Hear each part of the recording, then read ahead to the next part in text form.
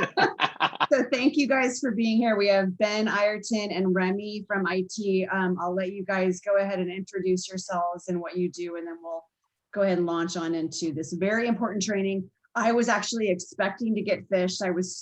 But I don't think I had it on my radar until like maybe 3 weeks ago, and I remembered this, and I was like, oh, if I clicked on anything, and I didn't remember. So sorry to let you down. Now I feel bad. I feel like we should have fished you guys. So I love a good fishing attempt, but I'm glad that you didn't.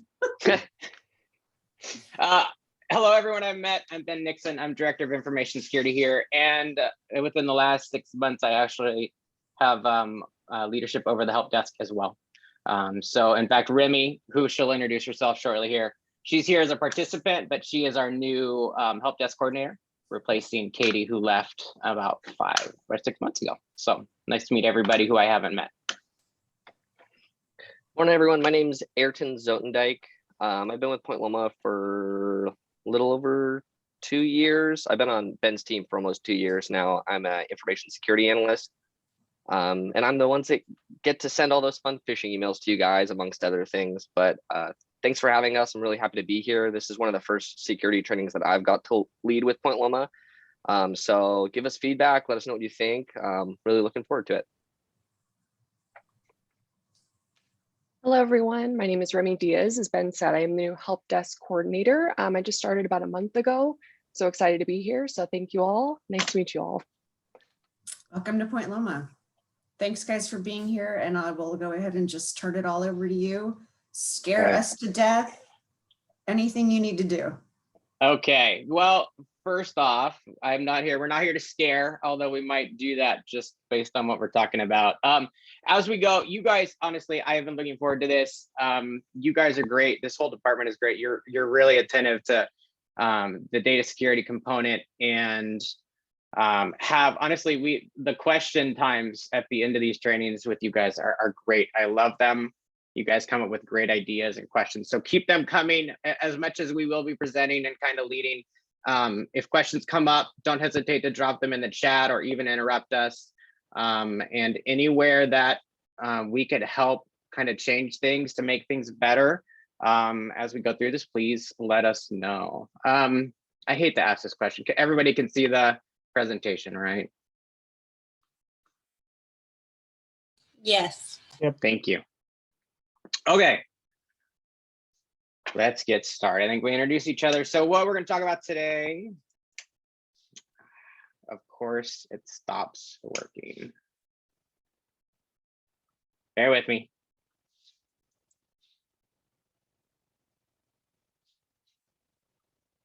Okay, so our agenda for today, first, we're going to talk about why we care.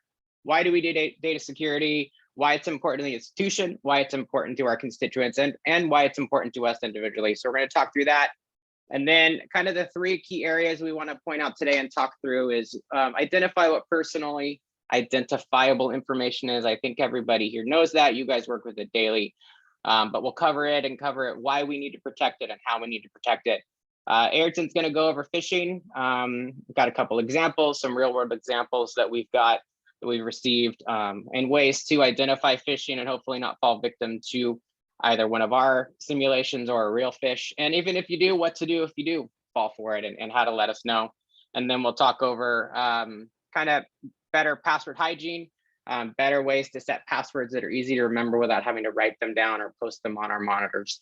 And then again, we'll take time for questions at the end.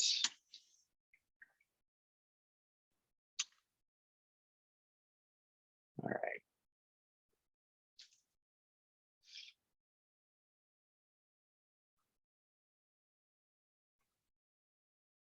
Hold on, troubleshooting a tech problem. There's significant delay on my end.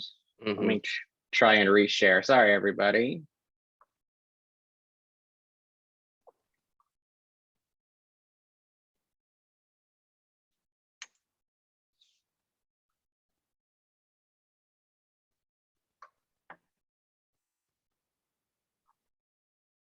There we go.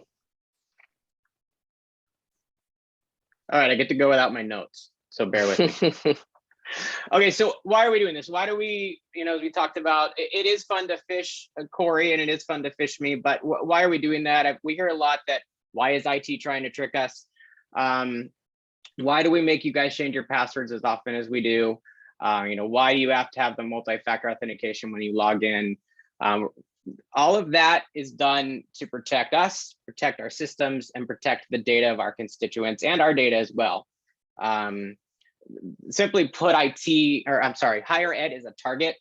As you can see here, some articles that have been posted are a few years old, but I could have filled this and 4 or 5 more pages of stuff just in the last year alone of higher education institutions being targeted, falling victim to hacking incidents, ransomware incidents, things like that. The causes of that, so here are some leading causes. We've got a lost or a stolen device. The biggest one is a social engineering, whether that be from a phish email, whether that be from a phone call. They're starting to do texting as well, where they'll text and try and phish you and get information from you via text or your password.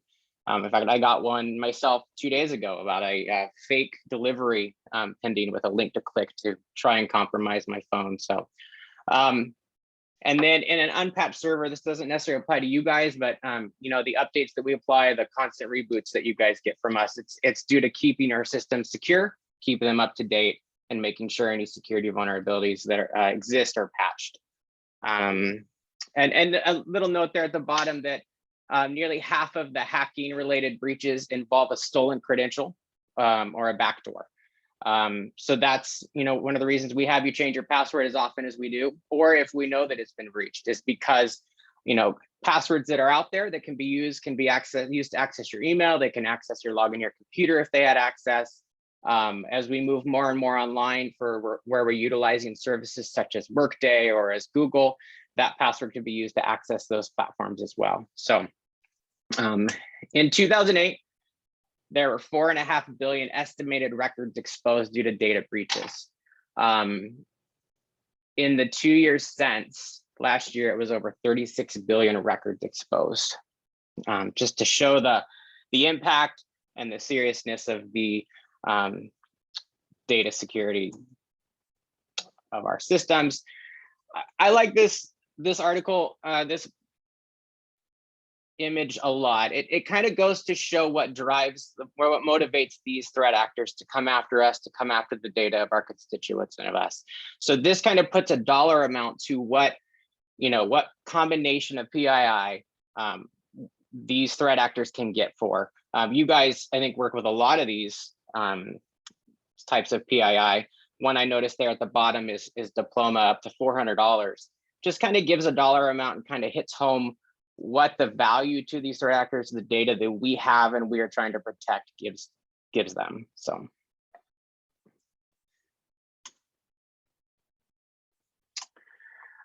so year over year, the cost per record, so per individual, if there is a data breach or a data security incident, it continues to rise. 2 years ago, it was $245 per. You guys know the numbers better than me of people applying, of people currently enrolled. I don't know the math to that, but I'm sure you guys could do it pretty quick and realize that number of, if we lost 1 year's worth of students in a data breach, that cost would go up and be pretty significant, and it'd be a pretty significant financial hit to the institution. So in 2014, we did not have good cyber hygiene. We didn't change passwords often at the institution. We didn't have multi-factor authentication on for accounts. We weren't doing training such as this. And one of our staff members was phished. And from that phish, they got access to that account with that password. They leveraged that account to email the institution. And through those emails, via a trusted member of the institution, they're able to compromise in total 5 accounts in a matter of 3 days. When all was said and done, we had the 5 accounts compromised. There was a 10-year-old Excel spreadsheet at the time that had 1,200 social security numbers in it and caused our first data security incident. It took 520 hours of my time, to remedy this, clean this up, to do the investigation and work with legal to notify. There were 2 independent investigations into this, and it cost the institution at the time over 50 grand. As of in 2019, that would have cost us $300,000. I go into that just to highlight the impact of what a data security incident would cause if it were to happen today. Not so much to scare you, but just to highlight it and show what we're trying to prevent, or even if it does happen, trying to minimize. So we're not having 10-year-old document, 20-year-old document, even a 5-year-old document that we don't need anymore that might have PII that we need to get rid of. I think most everyone here is familiar with most of these regulatory laws. I know we're all familiar with FERPA. I know you guys are familiar with GLBI, but these are all different regulatory requirements that we as an institution must be in compliance with. Note there at the bottom, and I'll go into it in a minute here, that each state has their own data requirements for data security. And it's determined based on the state of residency of the individual impacted. So, okay, so that's why we care. That's what we're trying to protect and to keep from becoming exposed. So let's go into PII a little. PII, I'm just going to read it. Personally identifiable information is any data that could be used to identify a specific individual. And some examples here. These are general, but they are specific also to the state of California, since that's where we do business. What's important to note is that it's really comes down to the combination of data. Just exposing someone's full name, it's not a big deal. It's not considered a reportable or a data security incident. But if you put a combination of full name and address and their driver's license number, it does pass that threshold to be a notifiable event. So some examples here, I won't read them all. I can provide this screenshot if needed, if anyone's interested at the end, but those are, again, any combination of some of these that could be used to identify an individual with some personal information would be considered protected. In California, those items are social security number, any financial account number, so that's credit card, debit, with the CV2 number on the back, any medical information, any personal health information, and that can be anywhere from diagnosis to medication taken to even down to personal demographic information. It's considered health information in California, and then of course the driver's license as well. Just to as an example, so in other states, it's different. So in Oregon, a passport number would be considered private and is a reportable number. Date of birth is for those residents of North Dakota and Colorado in combination with their name would be considered personal information. And in Washington and Colorado, a student ID with their first full name, is also reportable. And then just note that it's different in every state and it's constantly changing. So it's something that Ayrton and I try to stay in tune with, and we try to train on and let everybody know, that this combination of data is important, or this is no longer considered personal, but that's something to keep in mind as we're attempting to protect or trying to protect the data that we have been entrusted with. So I will stop there, and I have a question. I know that in the past that this has been a hot kind of sticky point for SFS, in that you guys are constantly receiving data forms that contain PII, and you have historically received them by email. Is that still the case for you guys? Are those still coming in by email? Yes. Yeah. Okay.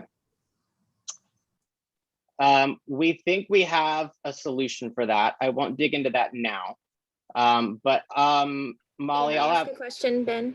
absolutely. If it comes in and you delete it, it still would be in trash, correct, for 30 days? Is that right? So That's is that still that's still a holding place? That is a holding place, but it is for 30 days. And there is a way to force clear your trash. I don't know how to do that offhand. I can get back to you on that if needed, but it might even be right clicking on the trash folder in Gmail and making it and emptying it. But And yes, that's actually not necessarily the danger in sending that type of communication through email, because your email is secured with your password and two-factor authentication. So in and of itself, inside the email account, it's actually secure, but it's that transport between one user to the other over email that is insecure.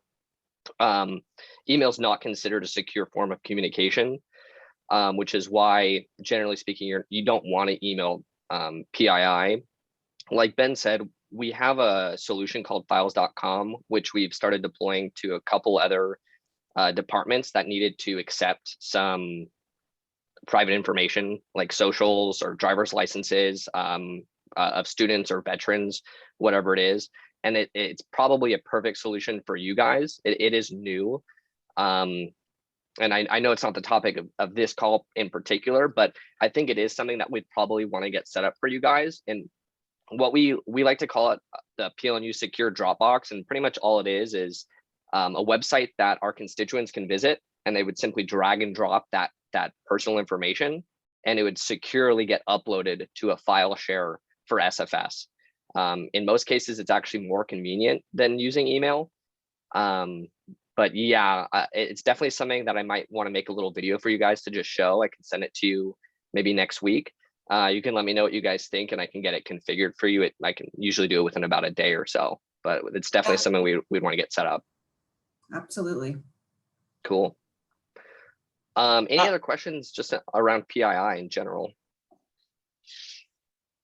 and now that I may have scared everybody, let me say too, I mean, you guys have to work with PII, right? There's no way around it. We can't, we have to take it in. So I think what I would caution with is, once you process it, once you grab it, once you've received it, delete it if you no longer need it. If we need to keep it as an institution, we will find secure ways to do that if we don't have them today.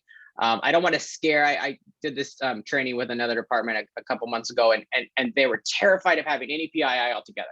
So I want to be clear, that's not what we're saying, but we want to partner with you guys where maybe the protection isn't as good as it needs to be, to come in and help you come up with something like a files.com and get that secured. The reality is, you guys, again, you have to work with PII, and we understand that. So we're here to support you, not to necessarily get on your case and tell you what you're doing wrong. So I have a question. So the information comes in to the SFS or the advisors, and then they forward it to me to process it. Okay. And I normally save it on the shared drive and then upload it into archive folders. Do you not want it saved on the shared drive either, or is that okay? That's okay. So anything on our systems we're considering secure, and really anything on your computer we would consider secure for a while. We just wouldn't want to store it there long term. But sending it to archive docs and storing a copy on the shared drive, both would be secure, and that's totally okay to do. Okay. Yeah. Thank you. And Yep. sending from one PLNU address to another PLNU address is more secure than outside of PLNU. Is that correct? Yes, because so that's a great question. Because of the protections we have in place. So because we require that multi-factor authentication to log into Gmail, even for a student, it is way more secure than, you're right, sending it to a Yahoo account or someone outside of Point Loma. Yep, great question.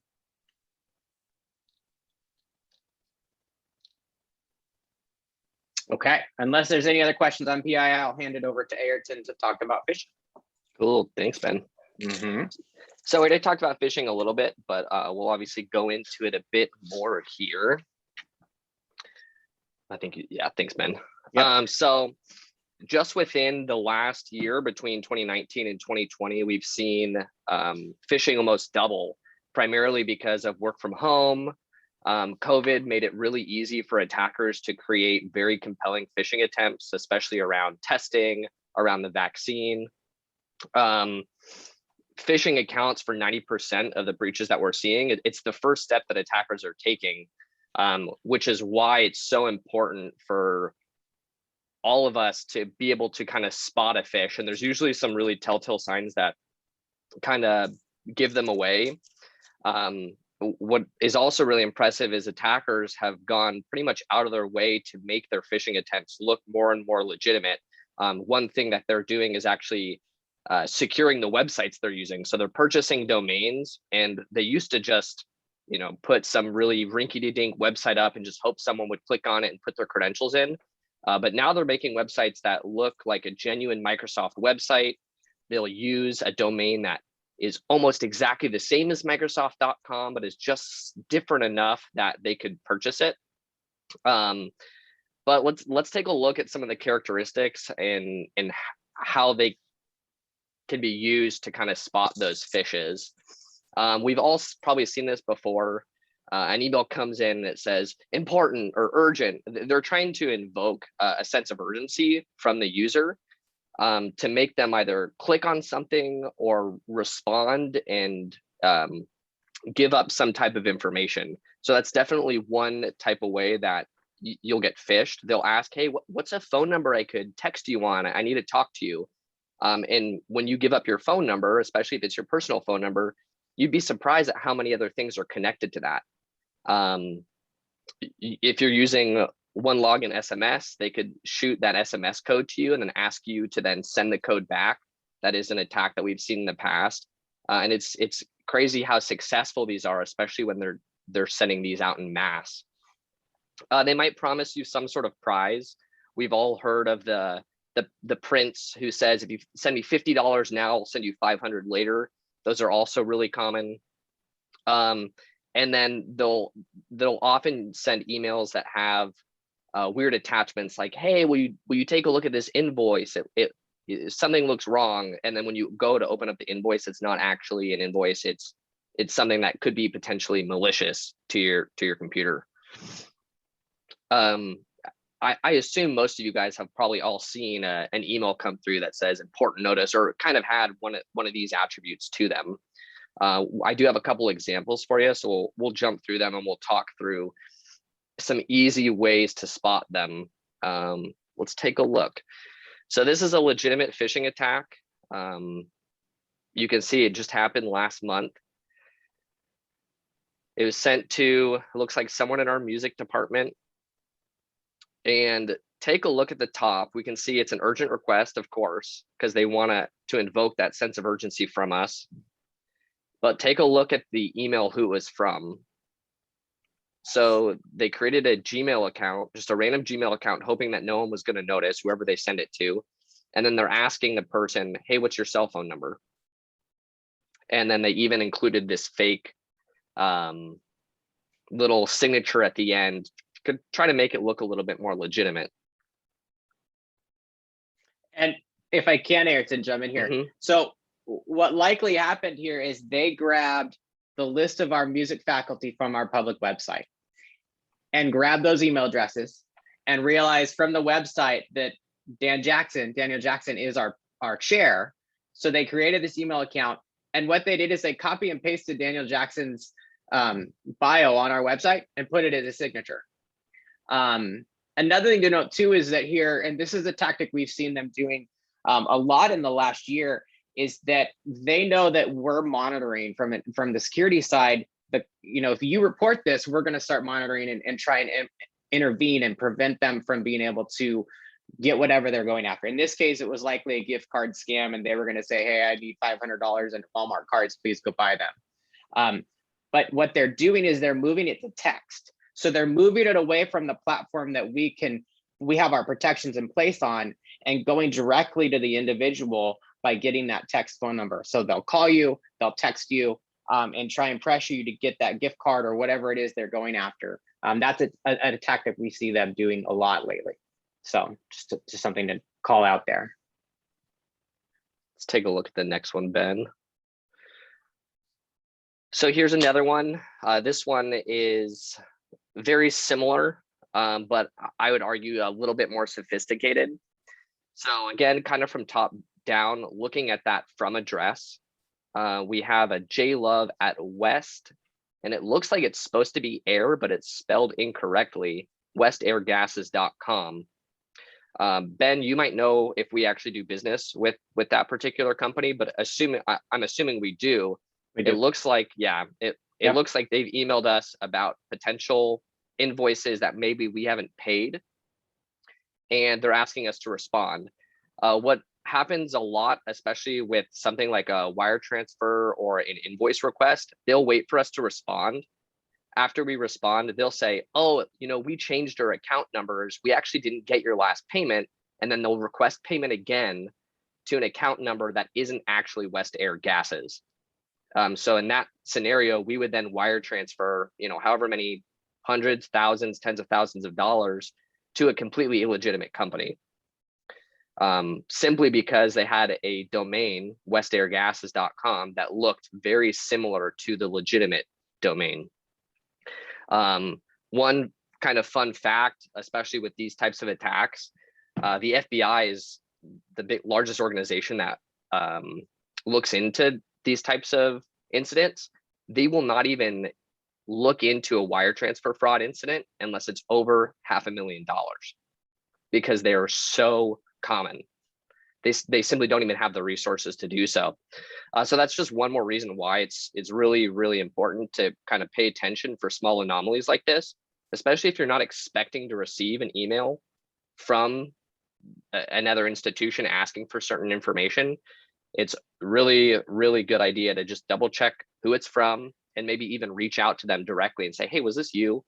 Because just last month, we had an email account from a third party get compromised. So we actually had legitimate emails, well, they looked legitimate, coming from that third party. And it was very hard to tell that it was a threat actor on the other end. So it's always, like I said, a good idea to reach out to that person directly.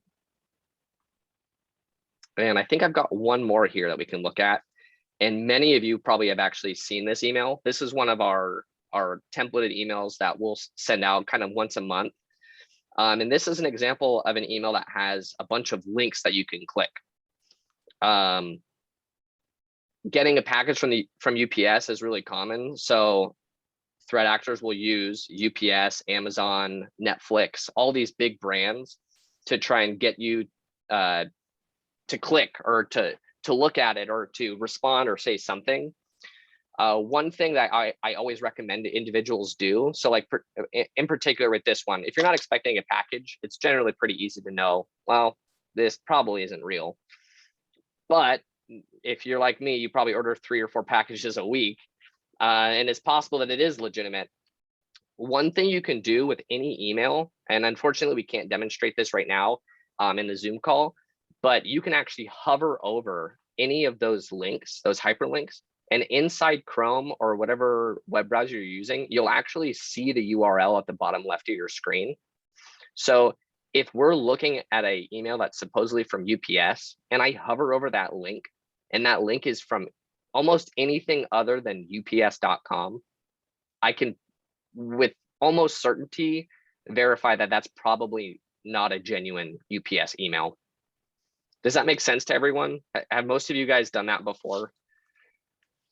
It's a technique I think a lot of people do know about. It's so simple. Simply hover over the link. Is that UPS? Oh, it's not. I think it's phishing.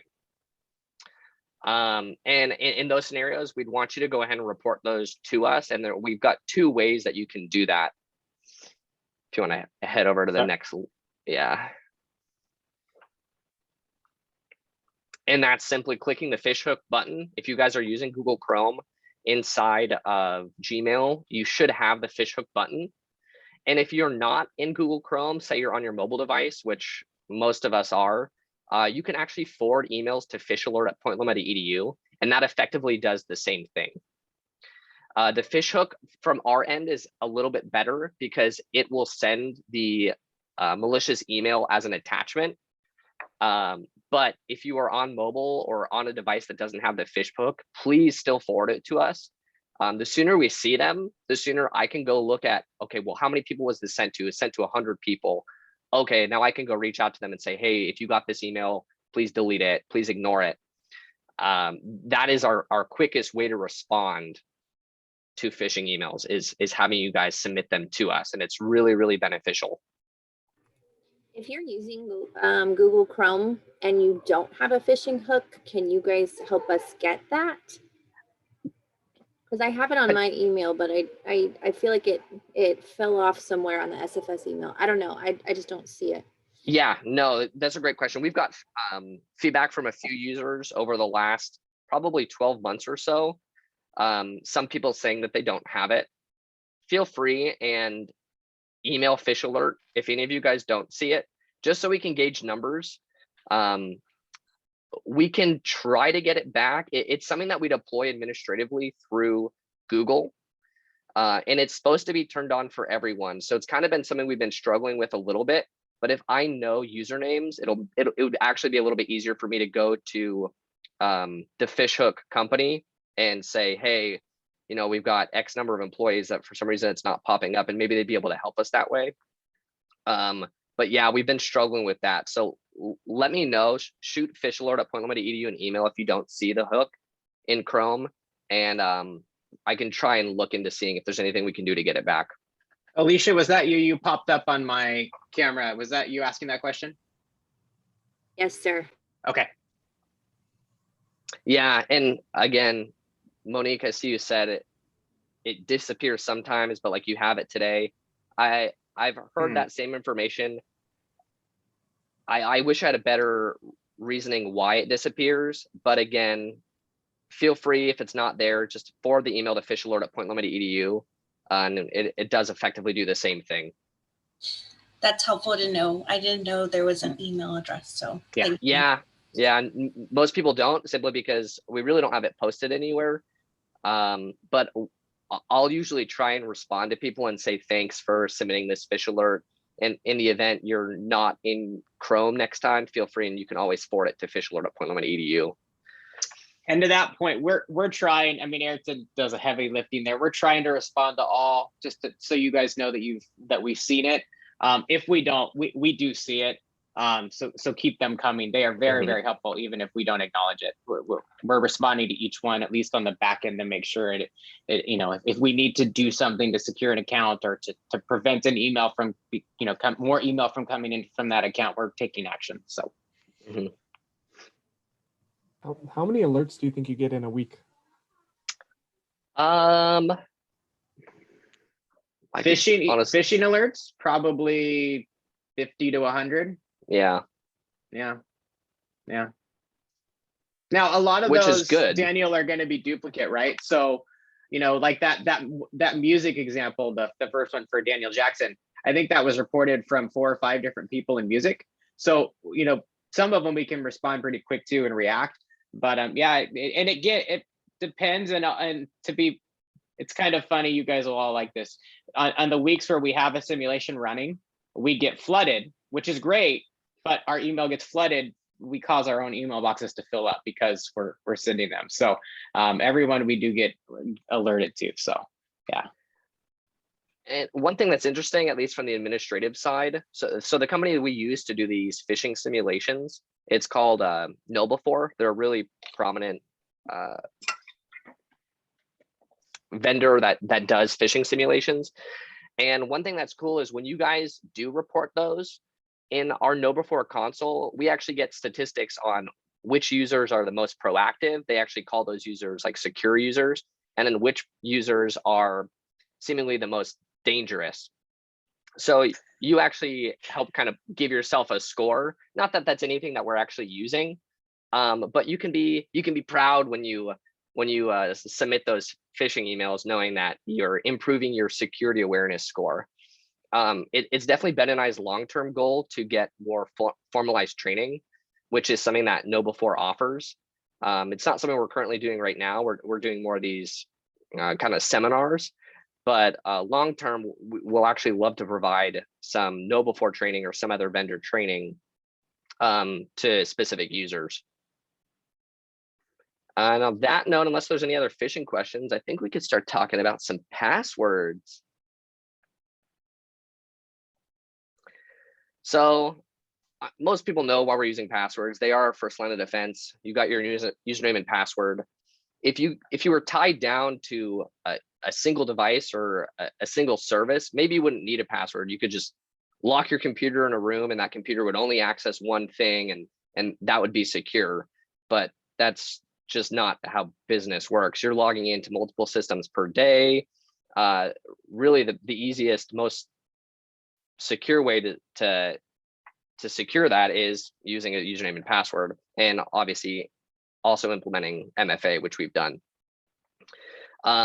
You guys probably know Point Loma standards is 12 characters or longer, 1 upper lowercase special character number, and then we have to change them once every year. This is kind of the new standard that people and security researchers talk about. Not that long ago, it used to be 8 characters. Everyone was saying 8 characters is the most most characters you ever need in a password, as long as you're using upper lowercase numbers and special characters. And now I actually hear more and more people talking about you need a 15 character password. And it's all just talking about possible enumerations. How many different combinations are there if you're using 12? How many different combinations are there if you're using 15? It's not even necessarily how complex is it anymore. Length is really what matters, as long as you're not using something like a common word or phrase. And on my next slide here, I actually have a few examples of some passwords. And you don't have to write in chat or talk, but kind of look at these 3 options and decide amongst yourselves, what's the strongest password here? We have option 1, it's really random, it's 8 characters long. Option 2, it's a weird phrase, googly moogly. And then option 3, obviously really easy to remember, PLNU password 21. Which one's the most secure? Option 2 is going to be the most secure option, right? So option 1 is the shortest, which makes it less secure than option 2. I would argue that it's still more secure than option 3.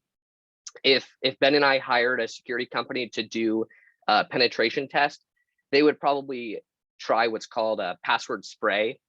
And I can guarantee you with 99.99% certainty, when they do that password spray, which is setting, I'm going to try and log into this account, this account, this account with one password. Now I'm going to use another password, this account, this account, this account.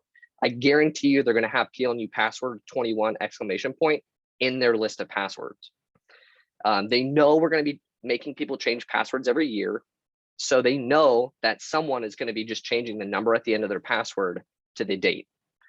So PLNU password would be a very, very weak password, because any attacker is going to use something along those lines. Googly moogly is the same password length as PLNU password 21, but it's much more unique. It's kind of a weird password. Does that make sense to everyone? Length and not common word or phrase. For me personally, I use, anywhere between 15 to 25 characters, but I'm typing in a sentence, one coffee a day keeps the doctor away, 21 exclamation point. It doesn't take me very long to type that in, because it's a simple phrase.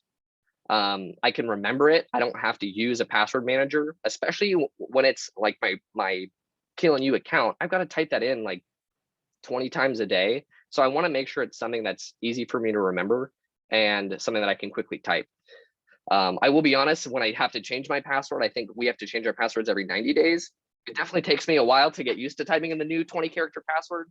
IT does. Let me be clear. That's not a change we're making. IT has to change it every 90 days. Yeah. So just remember, when you're changing yours at the 1 year mark, it could be worse. We'll skip the video. Yeah, the video kind of talks about what we just talked about there, password length and special character use. And I think on that note, we have just some reminders. We're the first line of defense. We have to look out for phishing attempts. I know, especially Ben and I in IT, we try to get phished a lot by actual threat actors. And then you guys occasionally do too, either from us or an actual threat actor. Password length is more important than complexity, like we just talked about. And as Ben mentioned earlier, information security laws and reporting laws differ from state to state. I don't think there's any expectation for you guys to know every single state and what's reportable. But I would argue you guys already kind of know what information is private. If you wouldn't want it shared, I can guarantee you it's probably reportable, you know, social with a name or something like that. No one wants that out there. And then we did include a couple ways that you can contact the information security team. SOC at PointLoma.edu is probably the best method. That'll go directly to both Ben and I. SOC stands for Security Operations Center, which is kind of just another word for our department. You can always submit a ticket or forward anything to, or forward phishing to fishalert@pointloma.edu, which hopefully you guys already kind of knew of those options. SOC might be new to some of you as well, but that will go directly to Ben and I. That's all we have prepared. Any questions, any issues we want to talk through? Hopefully we didn't scare you too bad.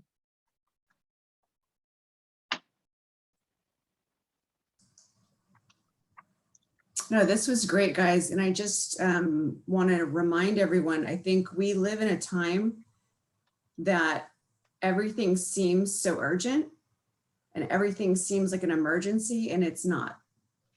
So if we need to take a little more time to type in a phrase password instead of something that's easy and quick, we all, and I love it, we all just want to get our jobs done right, but taking 30 extra seconds to do something, to think through what am I clicking on, really can make a huge difference. And nothing we're doing is an emergency, remember? So it's better to just take a little more time and be careful. And one thing I know, that's great, Molly. Thank you. One thing I noted too that we didn't do a good job of, and we'll have to go back and fix our slides. If you click, it's okay. Let us know. I mean, I made it up front. I clicked. It happens. Right day, right time on the phone. What you're busy, the kids, whatever. If you click, and whether, even if you don't think, you don't know, we're happy to look at it. We would rather react immediately than come back later and try and figure out how an email account was compromised or how a computer was compromised. So don't ever feel bad about alerting something and telling us you click. There is zero judgment from Ayrton and I if anyone clicks. So please hear that and understand that. So we are here to help and only help. Most of the phishing simulations I send out, if they have links in them, they'll actually be links to Rickrolls. So if you get Rickrolled, feel free to email me and let me know that you got Rickrolled. I will laugh with you. But yeah, that's Corey walked into my office 2 days ago. He's like, "You just Rickrolled me." I'm like, "You're welcome." That must feel so good too, having it have been Corey. Yeah, it does. It does. And it was great because he was giving me a really hard time, as he should, for clicking on one myself, and it wasn't a week later that he clicked on one. So it was sweet justice, yeah. And from Ben and I's perspective, like, especially my perspective, this really is almost a game for me. We're not doing it to attack you in any way, shape, or form. We're doing it because we want to stay alert and stay aware of potential threats. And we want to give you guys the opportunity to kind of put, especially the skills that we kind of just talked about today, in practice. And that's the easiest way to do so. We work at Point Loma, you know, we don't have a ton of super critical information. Like you said, we can take a moment to slow down and think and ask each other questions whenever we see something that we might be a little unsure of. So, you know, take those moments, have fun. I'm not attacking you. We're here to help. Can I ask a quick question too? Sorry, definitely. I do a lot of I do the emails that come in. When we get people who have set up security, so when we send stuff to them, like in a mass email, it'll say, "Hey, I don't know who you are. Can you fill out this information so that I can accept your emails in future times and stuff?" Is that, I don't know. It always makes me anxious whenever they want me to tell them who I am. I don't know.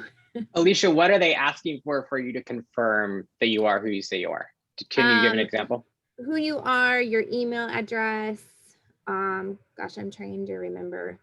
Some people just have it set up to where they won't receive any emails from people until you've been cleared. So Is I'm it trying to remember, but- vendors asking this It's like information? it's a whitelist, Ayrton. So it's some people enroll in a service that if you were to email me and I haven't whitelisted you, it would ask you for information and then tell me, Right. hey, Ayrton's trying to email you. Right. Do you want to allow it? So it's Yes. just probably asking for it. In most cases, if it's just your name and your email address, Alicia, it's probably safe. And we're always available to look it over if you want. If Okay. you'd like a second look for it, it takes a few minutes and we're done. But in most cases, those are going to be safe from what you're describing. Yeah. Okay. And then also my other question was the phishing alert versus sending the SOC. Is it better to just go ahead and do the phishing alert unless it needs to go to you guys specifically? The benefit Yes, of because using, sorry, go ahead, Ayrton. I was just going to say the benefit of using Fish Alert is Ben and I have filters set up, especially in our emails.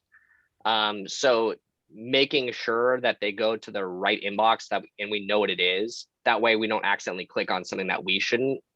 Like I'll often open those phishing emails on a completely isolated machine that doesn't even have any internet access, just in case it is something really, really bad. You never know.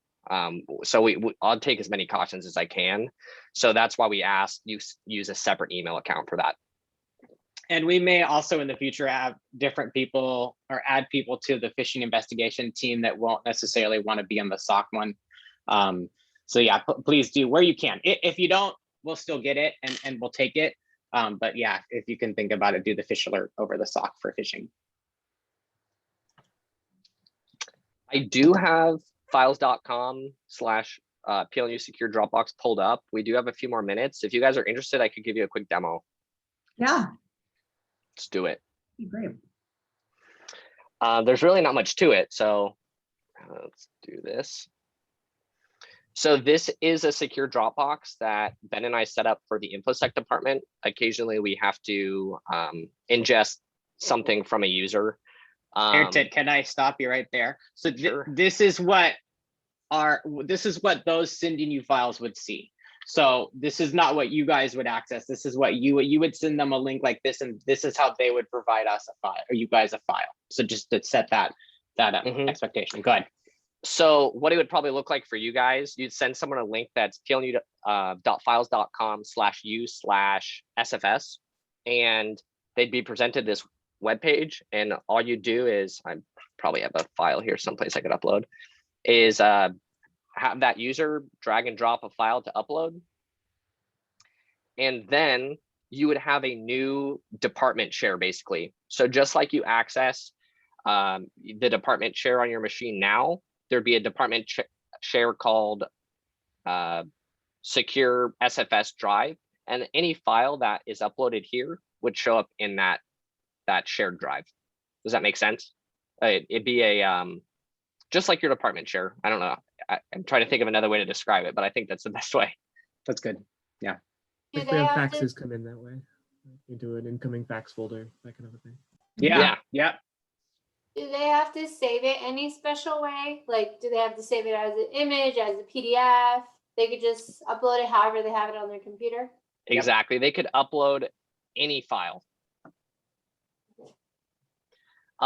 We have the option on this too to make users uploading input their first, last name and email too. So if you wanted to kind of restrict it a little bit to make it go through one extra step, the only potential threat to using this system is someone could simply navigate to this website and upload a whole bunch of garbage. And in that case, we'd have to obviously do something, either change the URL or put in some of those other restrictions I was talking about.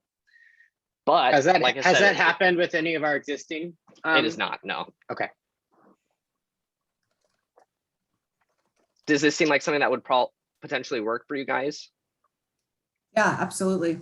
Yeah, I think it's awesome. It would be great to have.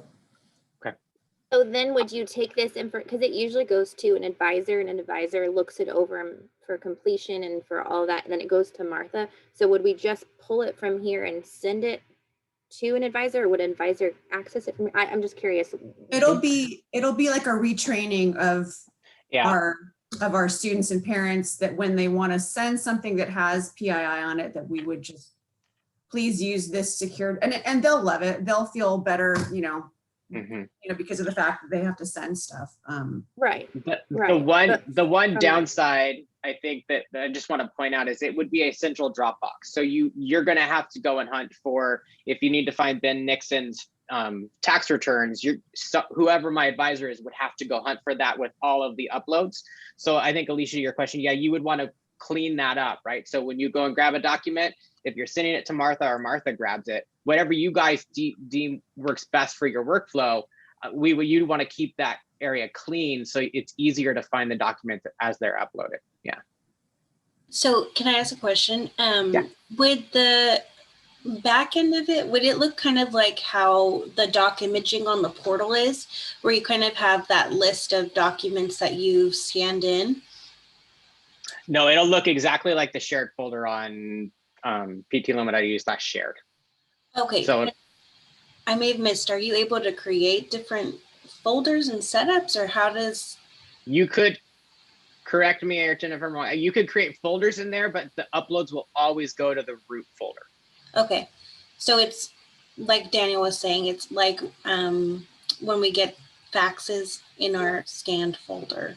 Yeah. Another question I had is, like, when with other departments, how have you kind of advised them to have people implement it? Like, is there a link on the website where they can upload things, or is it purely through word of mouth and email that they're informing families you can upload documents like this? You could do all of the above. It would really be up to you guys and how you want to communicate that. We would support you in every way we can to utilize that. If we need to do a separate one for grad and one for undergrad, however we broke that up, we can do that.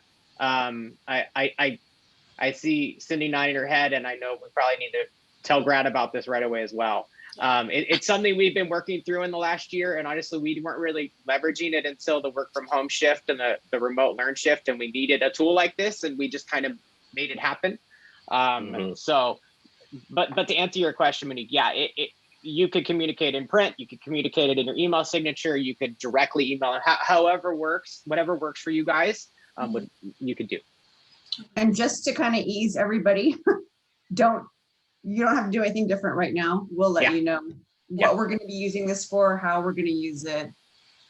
And the good thing is you could phase it in, right? One advisor could start using it and work through the kinks with us, and then you could launch it bigger. You guys could take it as you will and implement it in your own timeline, because it's here. And yeah, you guys are in control. Yep. Thank you. The most common use case we see, HR, for instance, they're using it. They'll have people upload. They'll ask for particular documents via email and send a link. They'll have them upload. And then when the upload comes through, they'll grab those documents and then move them to their department shared folder and then delete them from the secure Dropbox. That's worked really well for them. If you want to leave the content in the secure Dropbox, that's fine too. It is a secure place. It would be totally up to whatever flow that you guys want to create. And like Ben said, we've got no issue creating a custom flow just for you guys. Yeah. I want to be cognizant of time. We can stay, Molly, if you want us to answer more questions, but if you wanted to let people go, if people need to go, I want to be cognizant of that again. So we'll hand it back to you. Good, unless anyone has any pressing question. I think we're good to move along with our day. I really appreciate you guys being here, especially just hearing about what the kind of new the new trend in, it just never ceases to amaze me, the creativity of these people. And I feel like I just want them to get a real job somewhere, because I feel like they'd be very successful if they would just do something legitimate. Yeah, agreed. It's but I crazy wouldn't have to a me. job. So Yeah. It's crazy to me because we see each record cost the university $250. Meanwhile, they're selling the records online for $2 each. The impact that it has on us is just so much more severe than the small gains that they're getting, but they're doing it at such a scale that it's actually worthwhile for them. It is sad. Well, one thing I didn't mention, feel free if someone needs to drop, they can. But last few weeks, word has come out that Acilion, they're similar to Files.com. They have a lot of customers like the UC System, Stanford, University of Miami, Shell Corporation, Kroger. They had a breach, and the UC System, I think, has hundreds of thousands of records that were uploaded through this platform that were compromised. And what the threat actors did is they went to the UC System and said, hey, we have all this data of your constituents. Give us a lot of money and we won't release it. And the university system said no. Well, this is the first time that the threat actor said, great. They are now targeting individuals and emailing them individually. It's the first time this has happened. And they're emailing the students and the parents individually and saying, we have your personal information because the University of California, Santa Barbara had a compromise.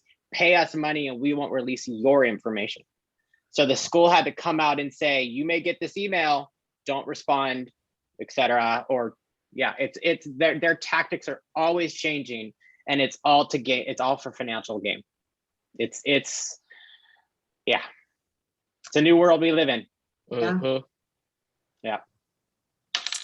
Well, on that very positive note, thank you. No, it's just real, and we want to do the best we can to be good stewards of the information that we're being entrusted with. And so thank you for helping us kind of target our attention on it and refocus on it. It's really important. Yeah, thanks for asking, and we are always here if you have questions. Don't ever hesitate. All right, thank you guys. Thanks, Thank you everyone. guys. Yes, you guys have a great Friday.